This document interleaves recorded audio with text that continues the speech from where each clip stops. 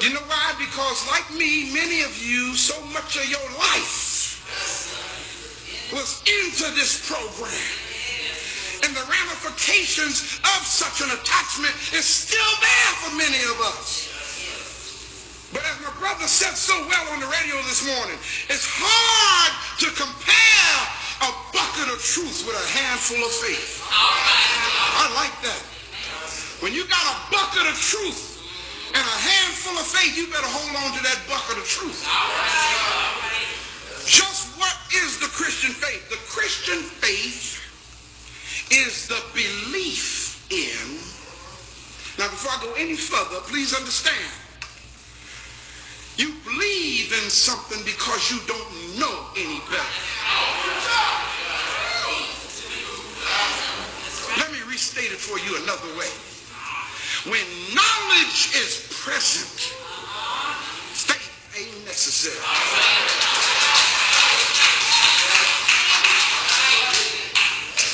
You don't need to believe that I'm holding a cloth in my hand. You know I'm holding a cloth in my hand. But now as deep as when I show you my hand and say, there's a cloth in my hand, just believe it.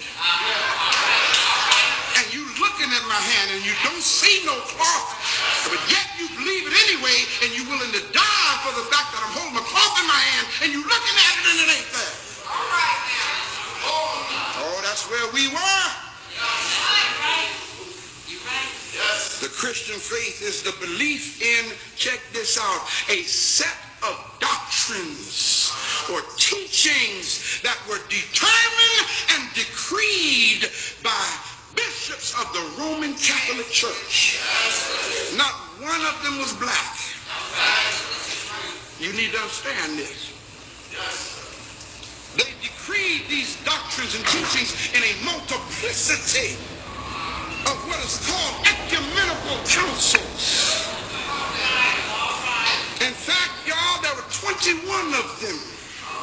Starting in the year 325 AD, the Council of Nicaea, under the rule of Emperor Constantine in the 4th century, and from 325 AD to the year 1962. A period of 1,637 years the Roman Catholic Church been meeting, changing their teachings and their doctrines over and over, trying to readjust them to fit because they knew they were a lie. Look at the person next to you and say, the lie can't stand but for so long. Sooner or later, the truth is going to come out.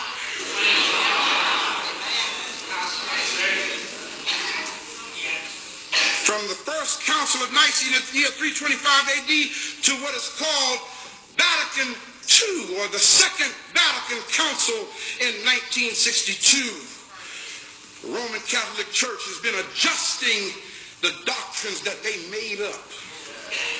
However, despite the hundreds of canonical declarations and doctrines established by the Roman Catholic Church. Now hear what I'm getting ready to tell you. However, despite all that, the Christian faith hangs by the thread of one pivotal point. And that is something called the resurrection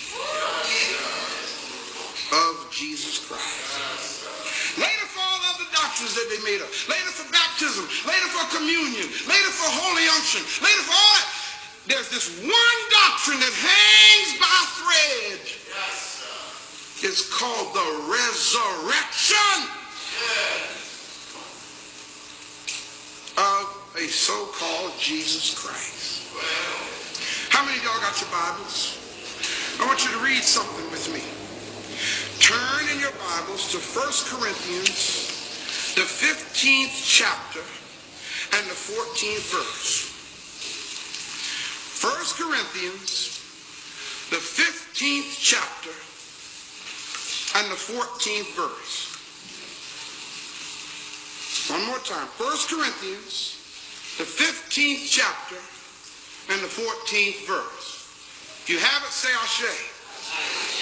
Somebody who reads nice and loud, who got a good loud voice. Oh, go ahead, Karen, since you're standing, go right ahead. What does it say? And if Christ be not risen, and if, big mistake already. And if Christ be not risen, what does it say? then is our preaching vain, Our preaching is in vain, and your faith is also vain. and your faith is also vain. That's all that verse says. What a thing to say if he did get up. If he had rose from the grave. Let's put it this way. If I knew that somebody rose from the grave, I wouldn't be saying if he didn't get up. I'd be saying he got up, believe it or not. The question, the challenge here is, and if Christ be not risen. Let me transliterate this for you. Transliterated, it would say it this way. If Jesus Christ died and never rose to life, then Christianity is a fraud.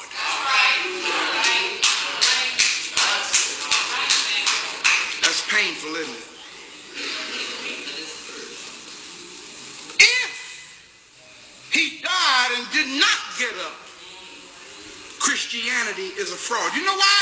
Because the entire Christian faith hangs by that one string. That's what that verse says. If he did not get up from the dead, our preaching is in vain and your belief is in vain. Look at the person next to you and repeat after me and say, I know it's painful. And it's not nice to have to hurt you like this. But how in the world can somebody who never existed get up out the grave? I'm sorry, people. I don't mean to be insensitive, but I got to tell you like it is. We're talking about a story that was fabricated by white folk, by the Roman Catholic Church. Don't get angry with me because they lied to you.